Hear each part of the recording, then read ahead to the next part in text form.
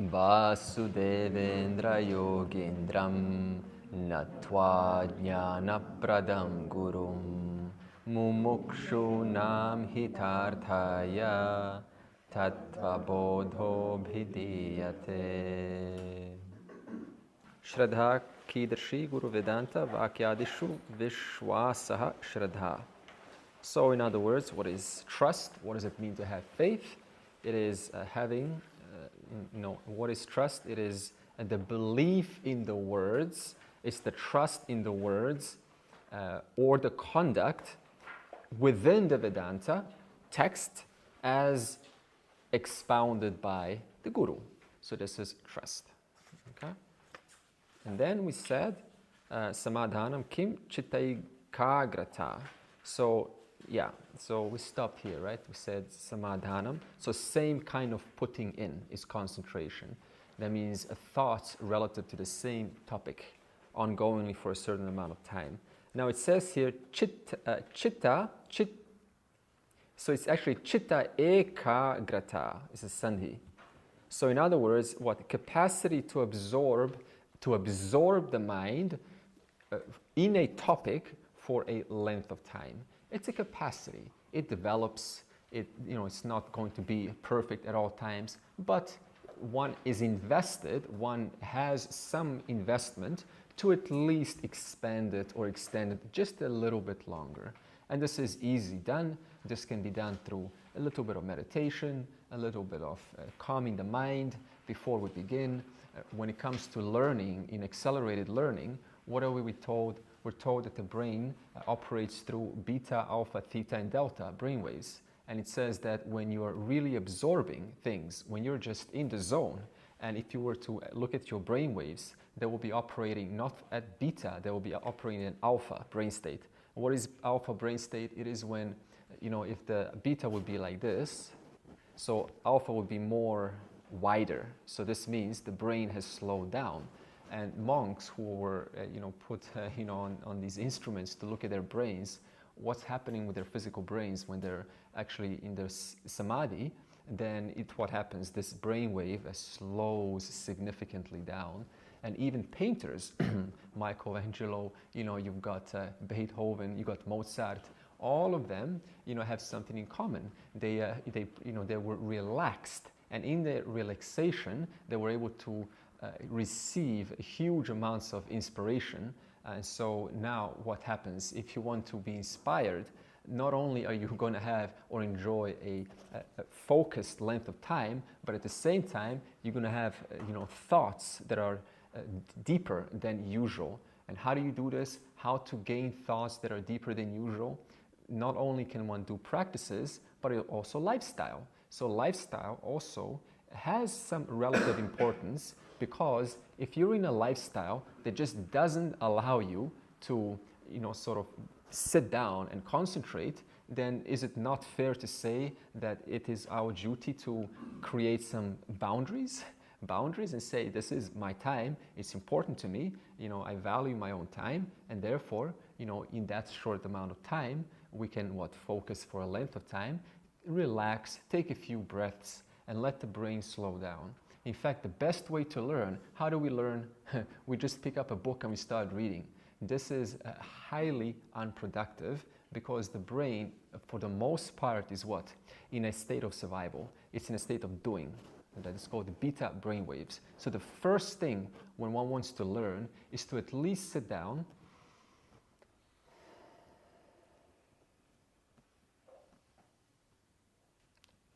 we are talking at least 10 seconds. You can definitely do that. And the changes are already significant. Just a few seconds to slow the brain down is enough to increase this concentration. So you can see, it is information on one hand, but on the other hand, there is a practice mode involved here. And this is something I've also been doing for many years now, because who teaches us how to learn in school? We just learn, but no one teaches us how to learn. And so how to learn is an amazing subject of itself. In fact, how to learn is very much related to lifestyle, to managing your emotions, to managing your environment. So they're very close together. And so now this chitta, agrata, so what? Now, how is single-pointedness possible? Would single-pointedness be possible if one's life is, one hasn't kind of made their life in order? Their life is sort of, they have something in their background that they're concerned about. Is this possible to have concentration in that kind of a lifestyle? You see? So in other words, what? It's not just about take a deep breath and slow down your brain, because if I do that and my life is unresolved, then even in the 10 seconds, what's going to happen? I'm not going to get a break from those things that are yet to be resolved in my life. So you can see the incredible amount of connection that one has over the other. It's just, there's no sort of just focus on this. In fact, now the question is, because we're coming to the end, if you were to choose one that you personally feel attracted to, we all have a personal connection to one of these, shama, dhamma, okay, what? So mind management, sense management, we have we have faith, we have, what else do we have? We have endurance, okay? So now, which one of these do you feel attracted to? So what it says really is you only need to pick one. You only need to pick one, and the rest will follow, because the one influences the rest. It's like a synergy. The one influences the rest of them. So now this is another homework, and the homework is, what is it that, which one do you read and you go, this one is for me. And this is the one to write down and just simply dedicate, suppose, let's say, one day. Remember the Kaizen principle. Not 1 week, that's already too long. 1 day, this is very manageable. When you succeed for 1 day, what happens? Some more dopamine, right? I've succeeded 1 day. I can now do this for 2 days. Yes, so again, we're strategically managing our minds like this. So again, one of these is to be, ideally, we are being invited to practice. Okay, we are being invited to practice at least one of these.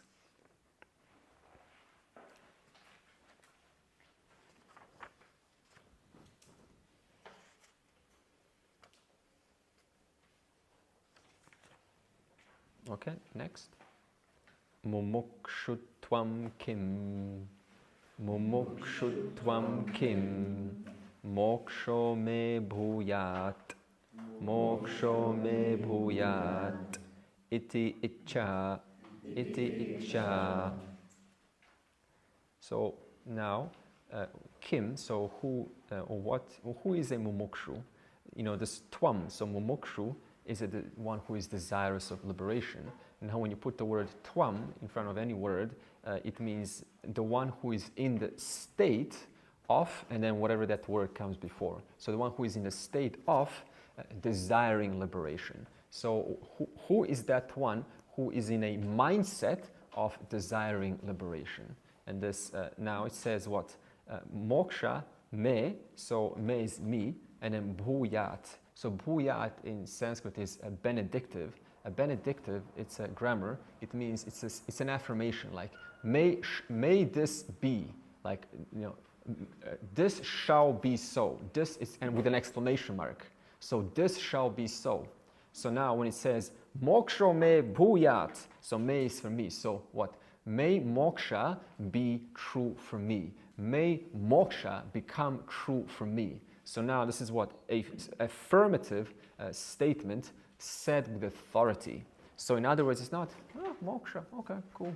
Yeah, it is, there is power behind it. There is some drive behind it. So moksha me bhuyat, right? May moksha be for me. When? Next life? No, this janma, this life. So now, so what else is this mumukshu? The one who is in the state, the one who is in the mindset of understanding that may moksha be for me. What else? So what now? They realize, they recognize what is required. They have some relative knowledge, what is required when we say moksha and what is not necessary. What is necessary, what is somewhat necessary, and what is absolutely necessary. So this confusion, what is necessary, what is somewhat necessary, and what is absolutely necessary, this is the confusion that haunts beginners. Now, we're not, I don't know, mostly of us, very advanced or somewhere in between, right? So now, imagine a fella who is a desire of liberation, and then say what? Oh, someone's offering me what? I want to raise a snake. I want to, snake raising. So no, go and enlighten, go raise the sleeping serpent, let it raise through your sahasrara, and let it rest in your, shushumna, let it rest in your sahasrara, right? And now you go, oh, that's very interesting. I want that. And then someone offers you an experience in the Amazon jungle with some substances. And then what? We go there and then we go, oh, this is kind of cool. I've experienced eternity for 1 hour. How long did you experience eternity? I've experienced it for 2 hours. Next time I'll beat you and I'll experience it for 3 hours. Now, look at this. So in other words, whatever experience this mumukshu has, if they do not know what is absolutely necessary, then what's going to happen? Despite them being a mumukshu, they will make a mistake and they will look for the wrong things because no one's ever told them what is absolutely necessary. And so in other words, through more maturity, this person eventually tries this, tries that, tries this, and they eventually get so tired. In other words, it's called what? Negation. It doesn't work, it doesn't work, it doesn't work. And this is why the journey can last so long, because there's no other choice. You're not going to go up to and read a book, what's required for moksha. No one does that. So what happens? The individual does the same thing they've done in the real world, and that is to try real world experiences. Now they're trying what? Spiritual experiences. So now what eventually happens is they get so tired, so exhausted, realizing that nothing's really working. And that is when they almost kind of give up. And that is most of those times when, they say, the guru shows up in their life. And this is how it slowly happens. So now you think about this. Just because someone is searching and searching and searching, is it now fair to say they're lost souls and they're a lost soul? No, because every individual, including myself, was a, quote, lost soul in that regard. We were looking, we were going, we were trying, right? We met different teachers that taught us this. We tried it with sincerity, nothing has worked, and finally one comes to Vedanta, realizing what is what? Absolutely necessary. So now, from a little bit necessary to sort of necessary to absolute necessary, that journey can take lifetimes. And so this mumukshu, who may have been a seeker or a sincere adhikari, that's a better word, for lifetimes, but there's only this one lifetime when the search officially ends for a mumukshu. Now, what happens then when the search ends? Now they come to the knowledge. Now they understand that, even if I get nirvikalpa samadhi, then, that is an experience, but then eventually the individual comes back, and now what happens? Now you ask this yogi who had the nirvikalpa samadhi, okay, so you had an experience of oneness. But then what about this? How do you now dismiss this difference? How do you dismiss these differences? And they say, no, it doesn't matter. I'm just going to go back to nirvikalpa samadhi because that is the true, Advaitam state. That's the true Advaitam place. So now what is the yogi doing? Now they're putting what? Look at this. Now they have an Advaita and they have Advaita. Right, I'm going to dismiss Advaita and I'm going to go into an Advaita state. So now that alone is what? Another Advaita. That's another kind of a separate thinking of separation. So now you try to explain to them, yeah, but this is just an experience. It's very hard to convince this fella because when they come out of samadhi, even the word limitless, I tell you, doesn't do justice to the bliss of a nirvikalpa samadhi. So now, and then we're going to say to you what do you know about nirvikalpa samadhi? You use these words like, limitless and all this. What do you know about limitless? The word limitless has no meaning in these states. So now, even nirvikalpa samadhi, which is supposedly, according to Yoga Patanjali Sutra, supposed to be the highest accomplishment in the spiritual world, even that can become an obstacle. Can become an obstacle to the mumukshu. So just because someone's a mumukshu doesn't mean that we'll necessarily find and listen to someone and finally come to the knowledge part. So you see, what is involved to come eventually to this class, or any Vedantic class that finally sort of points out these flaws, these errors. So therefore, mumukshu, So, things like what? Self-realization. What is the self? There's no self-realization. You don't realize the self. Realization, I just realized the door is open over there. Okay, now let me continue teaching. Oh, I just realized, there's some hens, cockatoos making sound outside. And then I continue my work. It's a one-off. Realize this, and then we bring this word realization into what? Into that which is permanent. So what now? Supposed to, okay, it's permanent. Okay, cool, let's move on. Let me make some dinner. So no, it's not self-realization, which has been unfortunately popularized. It is just self-knowledge. You're removing false notions, and through the removal of false notions, what happens? You discover you. And this discovery is what we call knowledge of that one who has always been here. And this is what we call self-knowledge. Knowledge of what? The self which has always been. Therefore, there is only self-knowledge, and this self-knowledge we call what? Atmanyanam, Brahma Vidya, Tattva Bodha.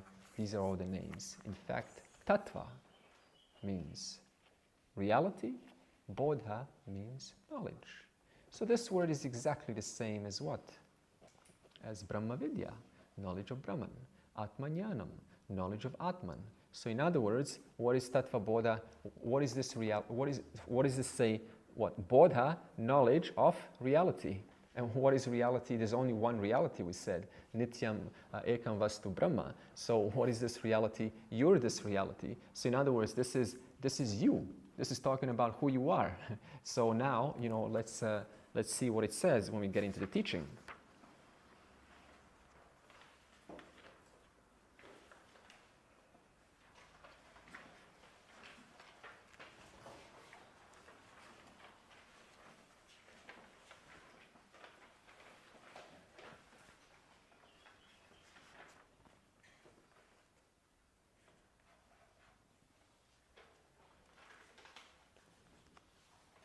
Okay, what else can we? Okay, so this mumukshu.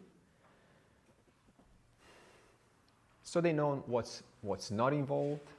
They know what's involved. What is involved? The mumukshu. What does the mature mumukshu say? What is involved? What is involved for moksha? What would the mature mumukshu say? What is involved for moksha? This is a question. We know what is not involved. Right? Experiences, just short experiences. Then what is involved for moksha? What will we say? Viveka. Huh? Viveka. Discriminative inquiry. What else is involved for moksha? Knowledge, self-knowledge. Okay? Removing the veils, removing notions which deny me from, accepting. This is all there is to it. There's nothing more than this. This is it. This is it, right? In other words, removing the notion that something needs to be different. So something needs to be different implies what? There's a subject and there's an object. And the subject sees itself different from the object, and therefore what? The subject, has a want, and the object is the wanted, and therefore what? I want to come together with the object so that I can negate the temporary need, the temporary frustration to see myself different from this object. Therefore, what do I want to do? I want to merge myself with the object so that I can temporarily forget about the subject. I can temporarily forget about the wanter. And when the wanter is forgotten about, what happens? There's happiness. And this happiness is your nature. And therefore, what is everyone chasing in this world? Happiness. So what is everyone chasing in this world? Self. So in other words, how is everyone chasing this? By what? Trying to what? Attacking objects, looking for objects. So what happens? When the object and the subject, they stand different. What happens? What do I want to do? I want to negate that difference. And what happens then? I come in touch with myself. And that's called happiness. Now, mumukshu knows this much. At least they can think this much. And now, so what? Removing veils that the subject and the object stand apart. In fact, why else do you look for objects in this world unless what? Unless you would think that this object, this thing over here is different from myself. That's the only logical other explanation. If I know that anyone here is absolute, has no difference from myself, then what? I have no desire. I have no desire to what? To hold on, to grab. In other words, the relationship changes to the world when there's an understanding that there's essentially no difference between this or this or this or this or this or this or this or this or this. Okay? And therefore, by understanding this, what happens? The individual enjoys union, enjoys a state of non-separation. Through how? Through cognitive understanding. You understand? Through a cognitive understanding. And as we will see this very soon now. And then someone, suppose, says, you know what, I had ecstasy. I had ecstasy in meditation. It was wonderful. Okay? What would you say to that? I meditated and it was so wonderful and you should really meditate and you should attain what I've attained. Okay? Now you can object me to that. You can say something against that. What would you say? It's an experience. Yeah. Okay. Great stuff, man. How are you right now? Congratulations. Where is it now? Yeah. How are you right now? What kind of place are you in now where you're telling me this? Well, never mind about that. I'm telling you about my memory. So you're telling me about a memory event. I want to know, how are you right now? So in other words, no matter what ecstasy, what delights you have, for how long they last, it's irrelevant, because the one who has experienced, they will always be there later to tell the story. But whatever they tell, whatever story they tell, is just a figment of the memory. In fact, if they got amnesia, or something, dementia, right, they could not tell their experience. Therefore, now suddenly they will be invalidated. So in other words, one's experience entirely depends on what? The functioning of the memory. And the functioning of the memory can disappear like that. You just take the corpus callosum, you put it in half, right, the brain, two sides, hemispheres of the brain, and now they can no longer communicate with each other. Therefore now I can no longer make proper connection or meaningful connections last time. So in other words, depending entirely for the brain structure to remain intact, for the memory to remain intact, and based on all of this, I say I've had an experience and I am enlightened. How shallow is this, right? It's totally depending on the physical body to be functioning properly.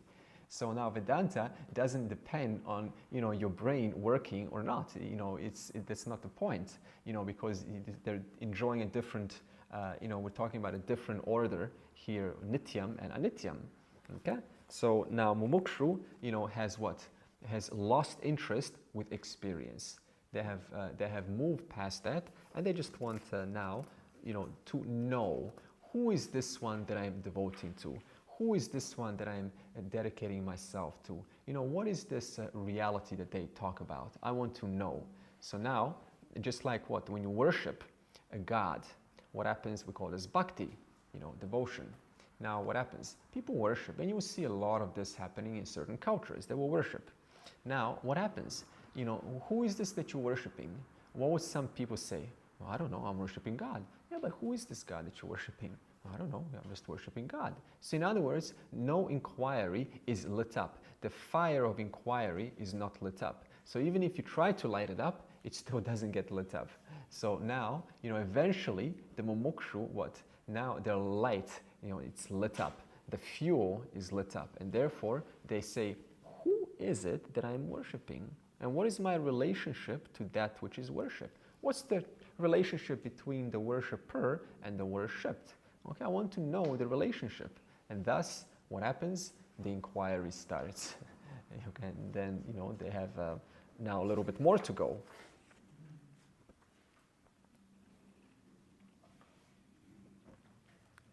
Okay, next verse. Etat sadhana chatushtayam.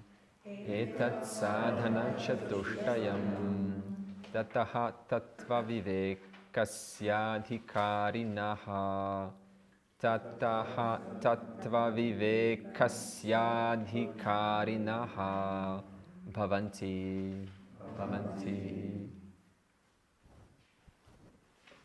So now, this is a concluding verse. And it's really just saying to go back to page what? Page 11. So therefore this is sadhana chatushtaya. And so thus, by the gaining of this fourfold qualification, the adhikari, gains the capacity to perform tattva viveka. So now I'm just going to go back to sadhana chatushtaya sampanna adhikarinam. So in other words, let's just revise this verse. It starts with sadhana chatushtaya sampanna. Sadhana chatushtaya sampanna. We're not going to chant it. I just want to analyze the statement. So now let's just go back. What have we analyzed so far? Sadhana chatushtaya. Ticked. So therefore what? Part 1 of the book is finished. So what's the second part that we're going to enter now? Tattva viveka prakaram. So tattva viveka prakaram, the method for tattva viveka, which leads to what? The third part of the book, the discussion takes place, moksha. Now the question is, to enter part 2, which we are entering now, inquiry into reality, what is required sadhana chatushtaya? What happens if one is not completely ready? This is the question being posed now. Okay, so sadhana chatushtaya done. But what happens if I'm not really ready? The answer is, what do you think? It's intellectual. Excellent, intellectual. And what does this mean? What does this mean? It means, a little bit deeper, is it's not going to have an emotional impact on my life. I'm not going to feel any different. I will know stuff, I've heard terms, but I'm not going to feel every day different. I'm not going to wake up and perceiving the world differently. I'm not going to feel different. I'm not going to feel any different when I'm in an argument or someone hurts me than as I felt before. Which is really interesting. The knowledge is there, everything's there, the complete vision is there, and yet the responses are the same, the impatience is still there, the reactions are still there, the judgments are still there, the same patterns are still there. The length of kind of, getting out of that tension when the argument has taken place, the length has not reduced at all. It's the same length, one day before, one day now. So in other words, if one doesn't have the full readiness, then you will know, one will know, yes, I've heard this and this and this and this, but my real question is, end of the day, when you're sitting in your chair and you're observing the nature, looking at the tree, are you feeling divinity? Do you feel divinity? Do you see, when I look into someone's eyes and understand the exact same eye that's looking through that eye is the exact same eye that's looking through my eye? And this knowledge is so firm, there is absolutely no doubt about it. The only thing that's different is just a different face, a different mind, a different program, a different face, a different mind, a different program, but the exact same self-evident I is looking, that knows itself from that standpoint, is the exact same I that knows itself from this standpoint. And that is true at all times, right now, right now, right now. The only thing that's different is what? The form. But the sense of this is sure, this is for sure. That has what? That has a direct impact on your being, In fact, look at this. They often say that, knowledge and experience, you have to experience who you are, right? You have to experience who you are. There's a truth to this statement, but it has to be worded differently in order to understand it properly. If you know something, for example, someone tells me about something pleasant about Sokyung, right? So now someone tells me something pleasant about Sokyung, and it's true, and I don't know Sokyung. Okay, so what? What have I gained? I've gained knowledge, intellectual knowledge. But now, now what? I was inspired by what I was told. So what has now that produced in me towards Sokyung? It's produced a genuine, emotional, consistent feeling related to the knowledge. So I know something about her, and what I feel about her is what? Is directly correlated with what I know about her. So now there is a two-way, so in other words, what? Experience follows knowledge. When you gain knowledge about something, What follows afterwards? What follows after knowledge? Natural experience. In other words, you cannot get away from it. So in other words, how do I know that this knowledge is working? Because the experience will tell me how I feel about myself right now. How do I feel about death? How do I feel about you? How do I feel about my foes, apparent foes, or those people that don't like me? How do I feel about my mom and dad? How do I feel about death? How do I feel about this world? That's what really counts. And so this is an indicator of this knowledge having taken place.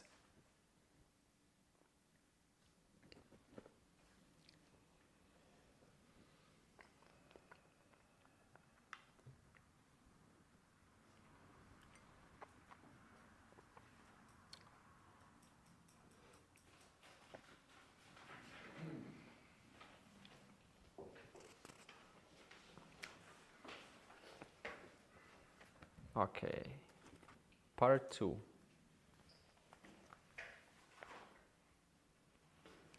Inquiry into the truth, into tattva, into reality. Tattva viveka kaha, tattva viveka kaha, atma satyam, tadanyat sarvam mithya iti. Tadanyat sarvam mithya iti.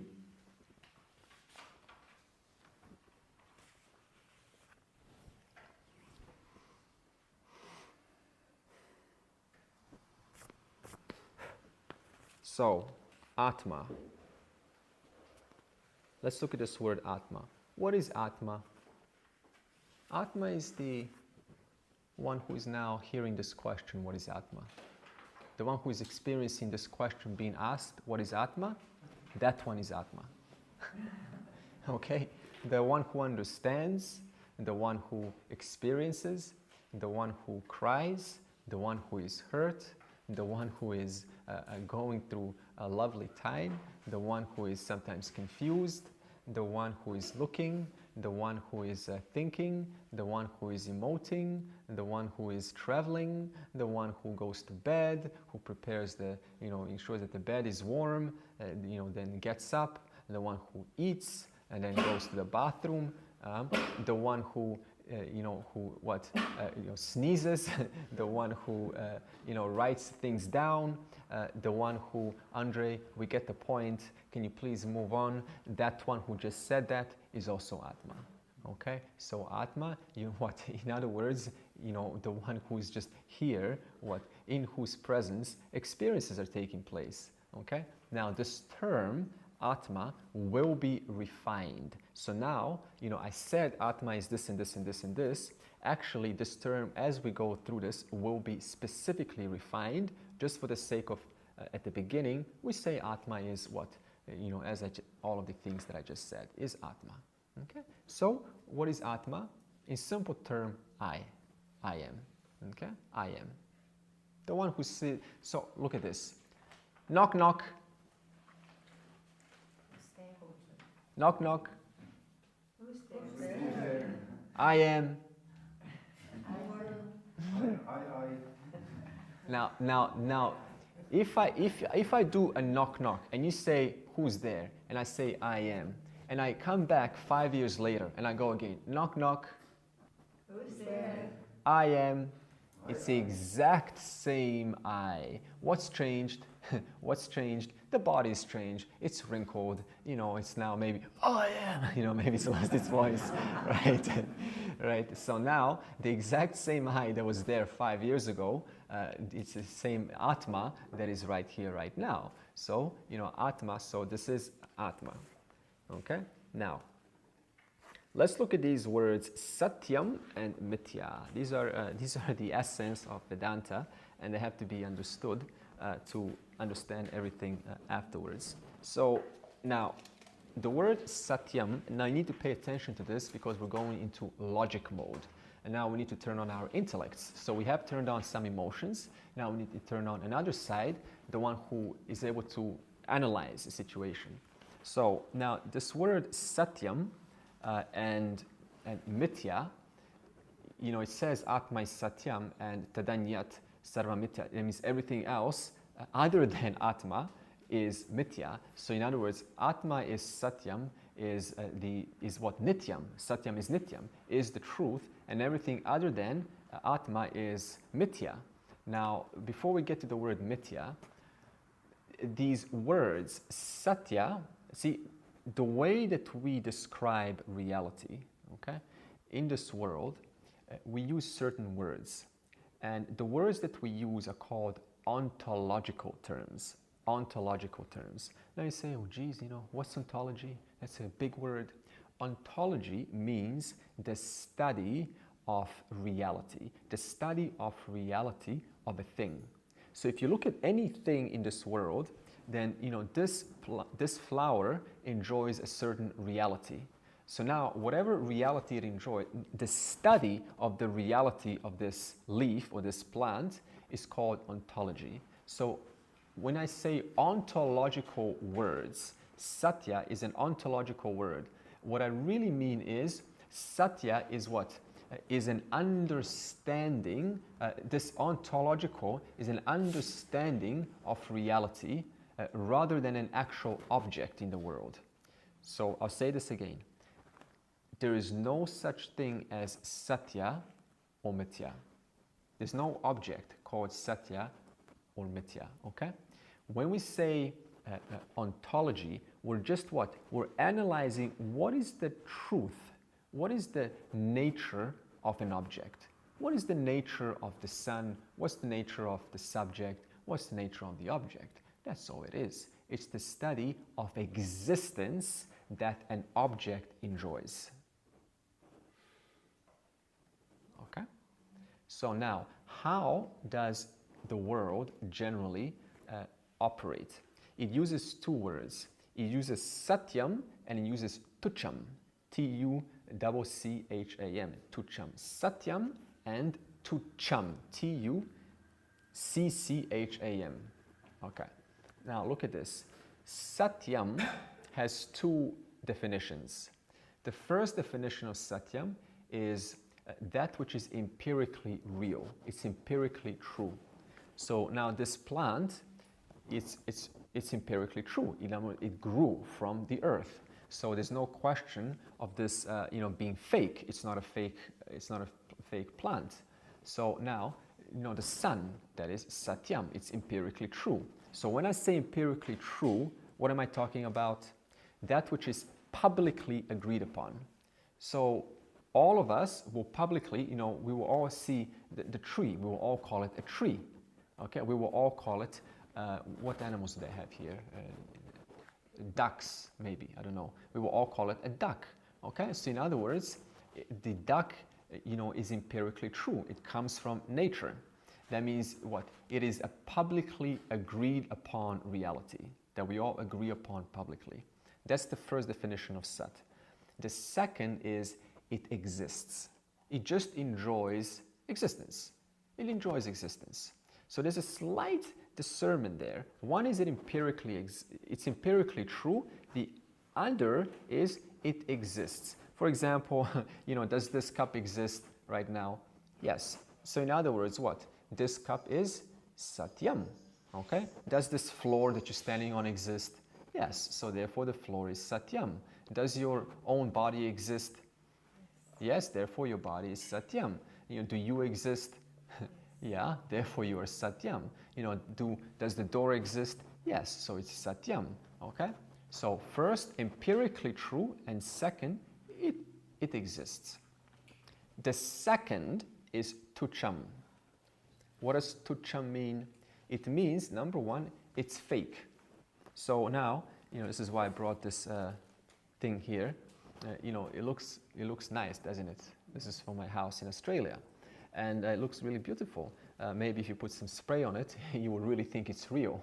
But believe it or not, it is not real. It's not empirically true. Okay, it is what? I went out and I saw a real flower and I replicated it using materials, synthetic materials like plastic. So now, in other words, this flower is fake. What I mean fake is it's a replica of an empirically true flower. So there's a flower outside that grew from the ground. I looked at it and go, I want to create something like that. And so I did. And therefore now, what kind of ontological status does this flower enjoy? Tucham, okay? What kind of ontological status does this plant enjoy? Satyam, okay? So now the second definition of Tucham is it is non-existent. What do you mean by this non-existent? Because now suppose I give you an example. For example, sky flowers, right? Sky flowers. Now, sky flowers, does that empirically exist? No, you're not going to look up and see flowers growing out of the sky. But the flowers exist. Does the sky exist? So what happened here? The mind took two empirically true objects and they put it together, and now they call it sky flowers. So this means what? There's no such thing as non-existence. Because I can say the sky flowers doesn't exist, but what it actually does exist. What exists? The flowers exist and the sky exists. So now, but what did I do? I used my imagination to combine them together, and thus I created something that's, quote, non-existent. But it's actually what? It's actually existent. So now look at this. Can you think of something that is non-existent? Horns of a man. Huh? Horns of a man. Yeah, so rabbit horns, horns of a man, but horns exist, man exists, and so what did the mind do? It combined the two together, and that's called what? Subjectivity. And that's, in other words, in the mind it exists, but empirically it doesn't exist. It doesn't exist in the real world. We have many examples like this square circle. Now the point is not whether you can imagine, I can't imagine square circle, but I can imagine sky flowers. That's not the point. Square and a circle exist. What did the mind do? It puts them together, and therefore square circle. Square circle is this. What kind of ontological status does it enjoy? Satyam or Tucham? Tucham. Why Tucham? Empirically it doesn't exist. Yeah, because it actually doesn't exist, you see? But it actually does exist. Okay, so we have to know the slight distinction here. Now, there's a nice story in the scriptures. It goes, once upon a time, there was a man who was bathing, showering in mirage water. And after he finished bathing, he wanted to embellish himself, polish himself up. Maybe it was a woman, we don't know, okay. He wanted to polish herself up. And so she took some flowers from the sky, and she put it around her ears. Now, I know it's a man now, because after, what did he want to do? He wanted to go hunting. So what? He made an arrow out of rabbit horns. And now this is very interesting. Now, who saw this? Who saw this? Well, a blind man saw this. Who heard this? A deaf man heard this. You see, look at this. Not possible, not possible, not possible, not possible. The whole story is Tucham. This is called a Tucham story. It's all made up. So in other words, this is a Tucham story. It is not a Satyam story. So now, we have what? Two words, how we work in reality. It either exists or it doesn't exist. It's fake. Now, you understand? It either exists or it doesn't exist. Now, how does the world generally look at things? It's like this, it's like that. Black, white, black, white. It's either, you either support climate change or you're the one who's polluting the climate change. Black, white. What about the in-betweens? So what does this do? If I operate from two ontological terms in this world, what kind of thinking is this establishing? Shallow thinking. It's either real or it's fake. And that's my only two choices. Now, so I want to ask you a question. What is the purpose of these two words? What do these two words, ontological words, do? What's the purpose of this inquiry, of these two ontological terms? What do you think? What's the purpose behind this discussion? To find the truth. Hmm? To find the truth. To find the truth, okay. How about more immediately? Subjectivity and objectivity also. It is to what? It's to reveal your understanding of reality. It's to demonstrate your understanding of reality. So in other words, when you call something satyam or tucham, what is that showing? It shows what kind of understanding you have in reference to an object. So if I say the grass is what? Satyam, what am I saying? The grass is satyam. It means what? The grass empirically exists, or the grass exists. Okay? The hen exists. So it's simple. Reveals your understanding of reality. Now, let's go continue this inquiry. These two words are not suffice to explain the multi-faceted reality. Suppose, look at this. Suppose we have, suppose we have a shirt, okay? In fact, we do have a shirt here, okay? Now, what status does this shirt enjoy? What's the ontological status? Satyam, right? Satyam, because it exists, right? It's got a function. It exists. We see it, and there's no doubt about that. Okay. So now, suppose we take a strand, and we start to pull this strand of cotton slowly out, and this shirt starts to, from top to bottom, slowly go away, start to disappear. Okay. And now you just see this, Satyam shirt going da da da da da da da da da da da, and there's what? A bigger and bigger cotton, fluffy ball of cotton. Now, the cotton, what ontological status does the cotton enjoy? Satyam. Understand? Can you say the cotton is tucham? No, because it empirically exists. I'm holding it. What status does the shirt now enjoy? Remember, the shirt is gone. Stick with these two words, satyam or tucham.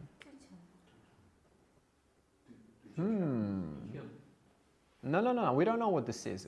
What status does the shirt enjoy, knowing you only have two options? Is this shirt, which is gone, there's no shirt by the way, can you call the shirt satyam?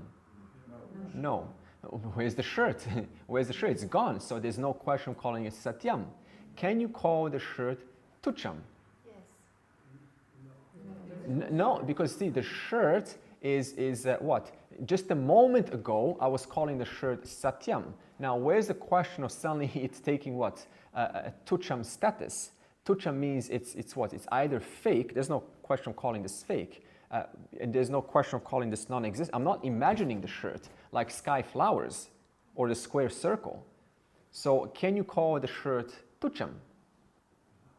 No, because while you were wearing it, you were not imagining wearing a shirt. You were wearing a satyam shirt that empirically existed. Yes. So now, It's gone. It's gone. Yeah, it's gone now. So the shirt is not what? It's not satyam.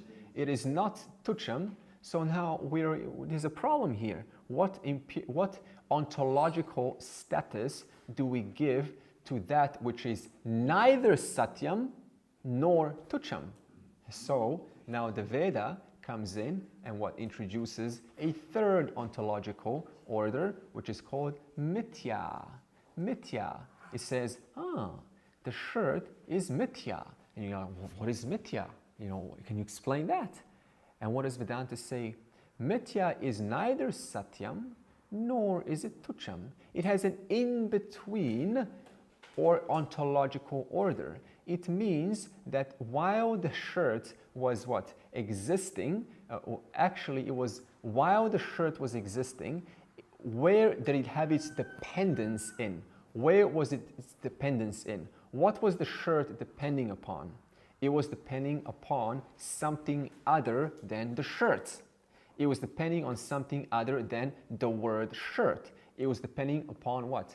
The cotton. So now what? The shirt lost its status of satyam. What has gained status of satyam? The cotton. What status has the shirt gained now? The shirt which is neither satyam nor tucham. This shirt has gained Mithya. Why has it gained Mithya?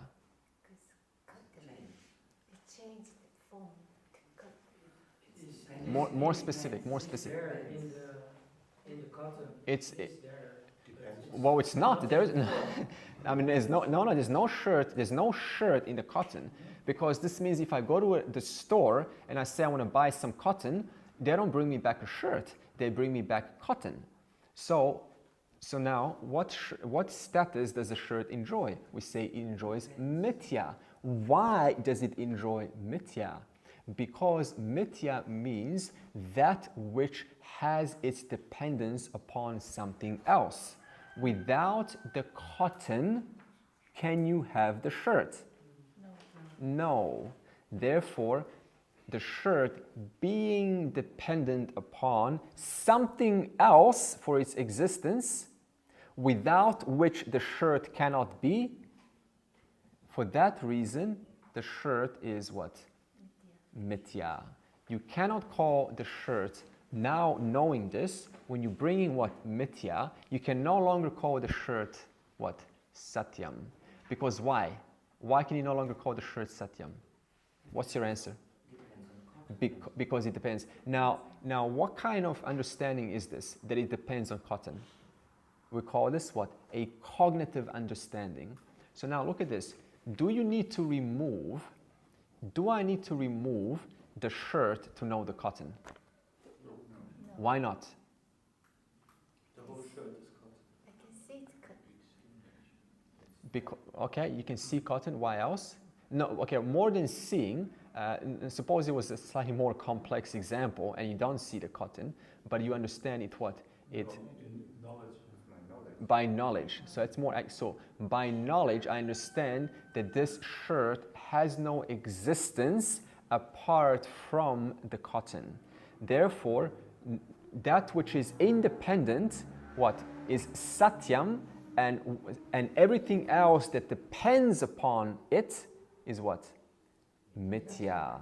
So therefore, the shirt, depending upon the cotton, naturally becomes Mithya, and its truth, the truth of the shirt, the actual substance of the shirt is now what? Satyam.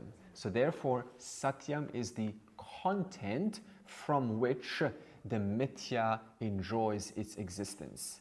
In other words, the content from which Mithya enjoys its existence. In other words, the shirt enjoys what kind of existence?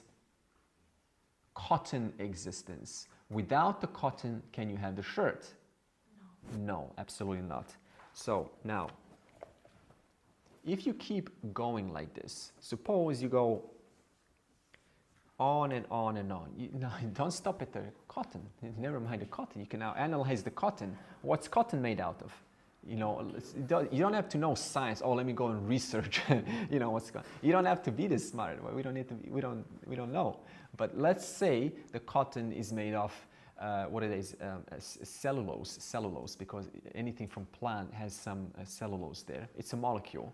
So now this cotton is actually what? Dependent upon cellulose molecules. You may not know it, but it's true. I mean, if you look further into it. So now this cotton had status of what? Satyam. But now upon investigation, you discover what? It too has a dependent reality. So therefore, what happened to its Satyam status? It fell away and it became what? Mithya. And what gains Satyam? That which has it, that which, out of which this cotton is made from. Therefore, in this case, what? The cellulose. And you go, good, I have solved the problem. And then instruments come and they look further into the cellulose and they go, no, you got atoms. You got atoms. What about this? Okay, fine. Atoms can become the Satyam, the cellulose can become the Mithya. Are you finished now? We can go home? No. The atom has got what? It's got atomic nuclei. You got a proton, neutron, and electron. Okay. So now you go, okay, no problem. So we can call that, now atom Mithya and the atomic nuclei Satyam. And then you keep on going further and further to the point where instrumentation can no longer see, it becomes mere hypotheses. It becomes mere hypotheses. Now, what is so in other words, what? The smallest became Mithya, and hypotheses became Satyam. But here's a question. What are hypotheses?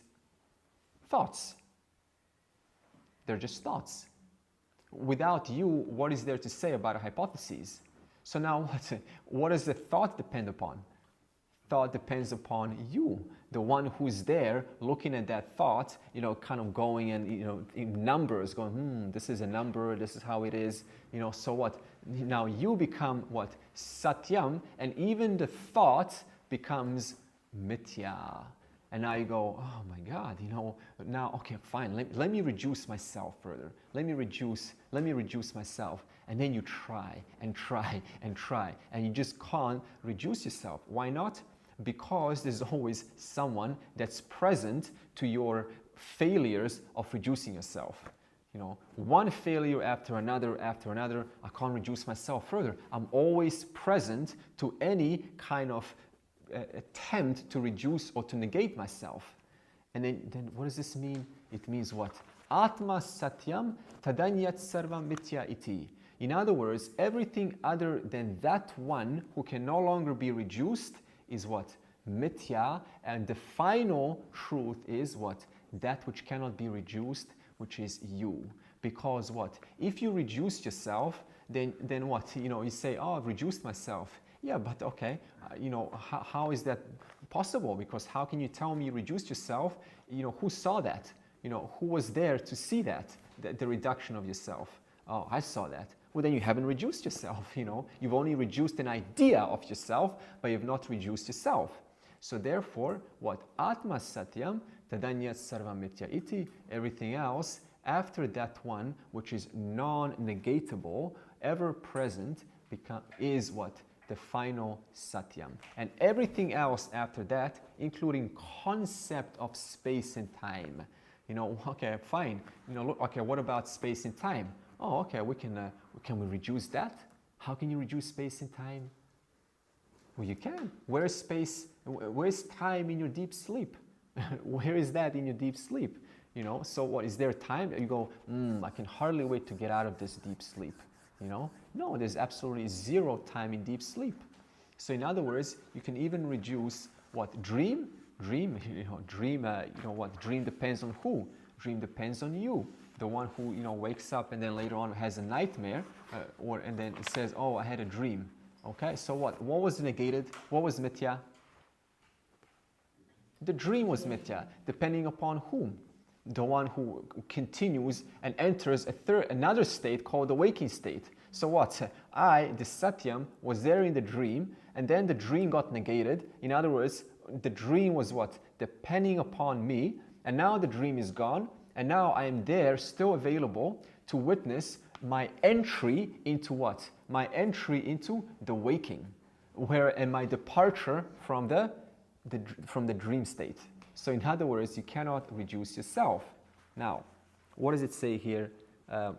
Okay, now. So shirt and cotton. Let's just look at this a little bit deeper. Suppose person 1 says this is shirt, and person 2 says this is cotton. Okay? Person 1 says this is shirt, person 2 says this is cotton. We got a problem here. Either they can both be right, they're both wrong, or I'm going to put the or later. Let's see if we can solve the problem. Either they're both wrong or they're both right. Suppose I say they're both wrong. Is that true? Why not? Well, because at least the fella with the shirt is right. At least he's right. So that negates they're both wrong. How about this? Remember, this is a shirt, this is cotton. Okay, two different opinions. They're both right. Yes. Yes. Really? Yeah. Yes. Depends how you read. Are shirt and cotton synonyms? No. No. If they were both right, this means I can go to the store and I can ask for a shirt and they will give me back what? Cotton. Or I can go to a store and order some cotton and they will bring me back a shirt. So how can you say they're both right? Because one is a special form of the other. It cannot be both right because they enjoy a totally different order of reality. One enjoys shirt, one enjoys cotton. When you speak of the shirt, you know what? So it is, right now it's a shirt. Mm-hmm. Remember, person one said it's a shirt. I believe person one was a shirt, right? Mm-hmm. When he said that, it was not cotton. It was a shirt. Mm-hmm. So how can they both be right? You understand? Yes. Why always, okay, so person one says this is a shirt. Person two says this is cotton. Person, okay, what is this actually? It's a shirt. Fine, it's a shirt. It is also cotton. But then by definition, they're not synonyms. If they were synonyms, then what? I use them interchangeably. Yeah. But I don't. They're not equal. They're not equal. They're different orders of reality. Yeah. Now, okay, now this will become more clear. What if I bring in the, see, confusion, what, huh? We can't solve the problem. Can't solve the, why? Because I have not introduced the third option. That's why I kept it. So now, what if I say this? One is more right than the other. This is a third option. This is shirt. Person B says this is cotton. And now I say, one is more right than the other. How does that sound? Can't be half right. One is more right, one is more true to the actual nature of this shirt than the other. Huh? Then it's what? Cotton. Therefore what? You know, this is shirt, this is cotton. How can I solve the problem? I cannot solve, they're both you know, wrong, they're both right. The only way to solve the problem is what? I am not dismissing the shirt, I'm just simply saying one is more right than the other. It means what? Yes, it is cotton, and cotton is actually closer to this object. Therefore, the one who said it's a shirt was actually farther away from the truth, and the one who said it's cotton is closer to the truth. Understand this? One could say it's also cotton, more cotton, because if you destroy the shirt, cotton remains.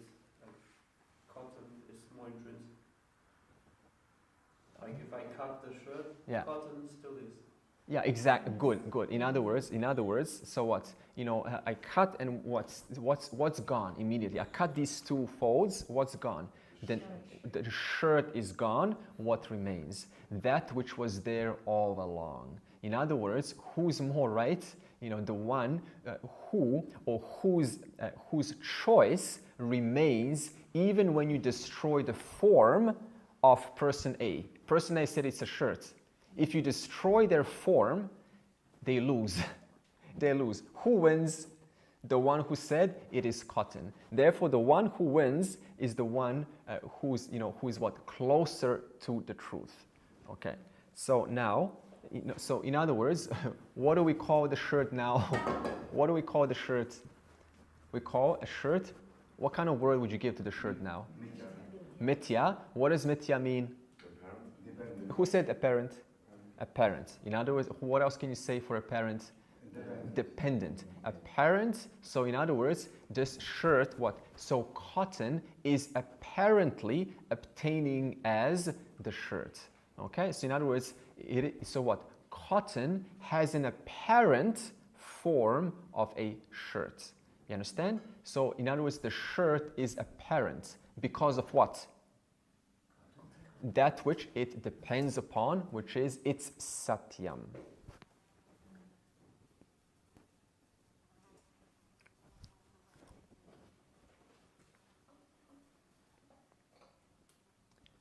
Now let's analyze our experience a little bit. I want you to think of something without yourself being there. Think of something without yourself. Think of something without yourself. Remember something without yourself. Experience pain in your body without yourself. Have a happy thought without yourself. Hypothesize about what is time and space without yourself. Be ignorant without yourself, please. Can you be ignorant without yourself? No way. So what does this mean? Ignorance, what kind of ontological status is ignorance? Depends on yourself. No, we need a word. What kind of ontological is Mithya. Mithya? And what does this ignorance depend upon? Satyam, you. Where is ignorance if I'm not there to go, oh, I'm ignorant? So what does this mean? Okay, what about knowledge? This is knowledge right now. This is knowledge of Vedanta. What does this knowledge of Vedanta depend upon? Self. It depends upon you. It's taking place because you're here. So in other words, even knowledge, right, pramana, a means of knowledge depends upon what? Depends on the one who was all there all along. Okay? So in other words, think of anything without yourself, experience anything without yourself. My God, I will give you $1 million if you succeed. You can't do it. Impossible. So now, what's one invariable? What's one invariable here? Invariable. Atma. So it says Atma Satyam, and what is variable? Everything other than that. Okay, just to shortcut the whole thing, everything other than the one that you just said is Atma. Who is Atma? I am the one who always needs to be present for any experience to enjoy its glory. What is Mithya? Anything other than that one. Okay? So you don't have to now go, yeah, Mithya is body, my thought, my memory, this. Anything other than that one, the one that's present for every experience to sort of, depend upon and rest upon is what? Mithya. Okay. Now look at this. Do you need to remove, again I'm going to bring the same question, do I need to remove the shirt to know the cotton? Why not? Because? Knowledge. Because of knowledge. You cognitively understand wherever there is shirt, there is cotton. So now where's the question of removing the shirt? Wherever there is Mithya, that's exactly where Satyam is. So now can you discard Mithya? Can I discard Mithya? No. If I discard Mithya, what am I discarding? I'm discarding Satyam. If I discard Satyam, then what is there left? Who's there left to recognize that something has been discarded? You understand? Wherever there is Mithya, that's exactly where Satyam is. How about this? Do you need to remove your thought to know yourself? Why not? I'm aware of the thought. Yeah. Does a thought cover your awareness of the thought? No. And even if suppose you said yes, yeah, thought has covered my awareness. Oh, really? Thought has covered your awareness? Wow. Tell me about it. Well, I was covered and I didn't know who I am. Amazing. So you knew about the whole experience. This means you were not covered. In other words, the whole experience was still depending upon you. Do you need to remove a thought to know yourself? Maybe this question will be covered a lot deeper as we go through the program. But think about it. If you were to, what? Okay, so suppose you remove a thought, and then what happens? Oh, I removed the thought. Oh, okay, so this means whoever was there before the removal of the thought is still here, after the thought has been removed. So what has changed? Have you changed? No. So in other words, you were there all along, struggling to remove the thought, and even if the thought is removed, you go, I've succeeded at removing a thought. So this means you can only say that in reference to you being there while the thought was there, and therefore you never left. You survived the entire ordeal. You survived the ordeal of struggling to remove the thoughts, and you're still exactly the same to witness the thought being what? Removed. In other words, you were not touched at all. You were there all along looking at this, the unnecessary effort of removing a thought. The unnecessary effort of what? Removing what? Certain, notions. Even to remove a notion, what does this imply? The notion still what? Has a reality based upon whom? Based upon you. Based upon you, Satyam. Now, okay. So now let's finish this. We're going to close with Chandogya Upanishad, chapter 6, where the father, right, Udalaka, he has a son called Shwetaketu. This is a very popular chapter. And he sends his son to a Gurukulam in India, and they study there for 12 years, and they all come back at 24. So now his son, Shwetaketu, he finally returns back. And he was, I tell you, the top student. He was like number one. He knew the mantras. He knew the 4 Yajur, Rig, Atharva. Right? He knew all of the Vedas. He could recite any verse. And he was like top idol for all of the rest of the students. He was number one. Now he came back with a pride. He came back home after his 12 years of study, and he was proud. And his father noticed him, kind of in this big shot. He's now a big shot. He knows about this, he knows about the Vedas, and he's got all these qualifications. And father is just looking at him, acting so cool, and he's lost his humility. And the father says, okay, I want to call my son over. Let me call my son over, and let's have a little chat with him. And he says, Shwetaketu, sit down. Yes, father. What do you want to speak to me about? What has your teacher taught you? Well, my teachers taught me about different Vedas, grammar, epistemology, etymology, again, all these various forms that, Ayurveda, right? All of these things were taught, science, mathematics, Vedic mathematics, all of these things they taught me. Interesting. Okay, I just want to ask you a question. Has your father, has your school, have your teachers taught you that knowledge, knowing which at once all things instantaneously become known, even if they're the unknowns? Huh? Can you say that again? Oh, of course, says Udalaka. Have your teachers taught you that knowledge, knowing which everything becomes known, like that? How is this possible? You're saying, if I know one thing, I will instantly know about everything, even if it's unknown to me. Yes.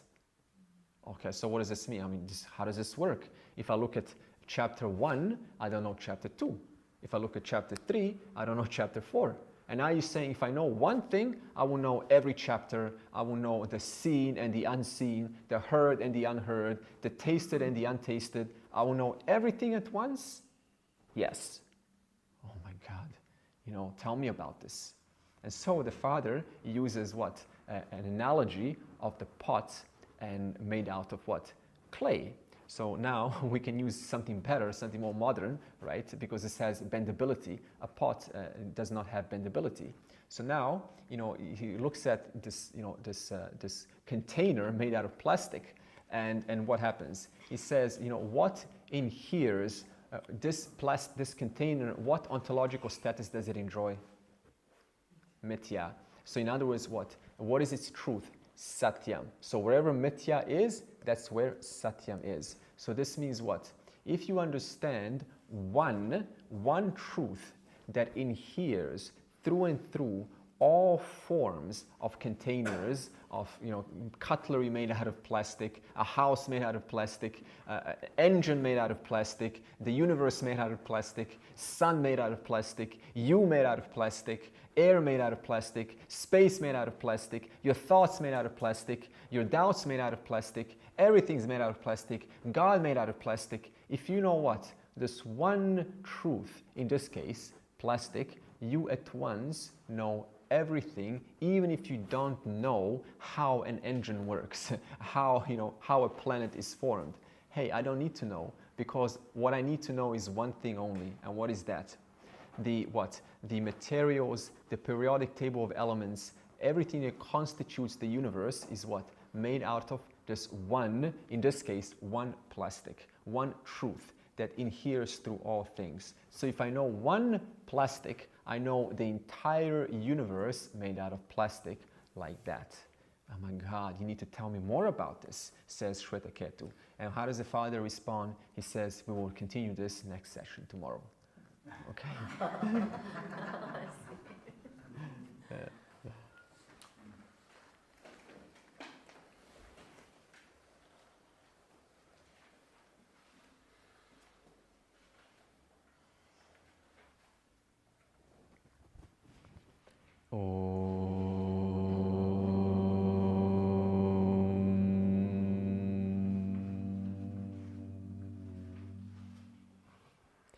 Purnamadav Purnamidam Purnat Purnamudachyate Purnasya Purnamadaya Purnameva Vashishyate.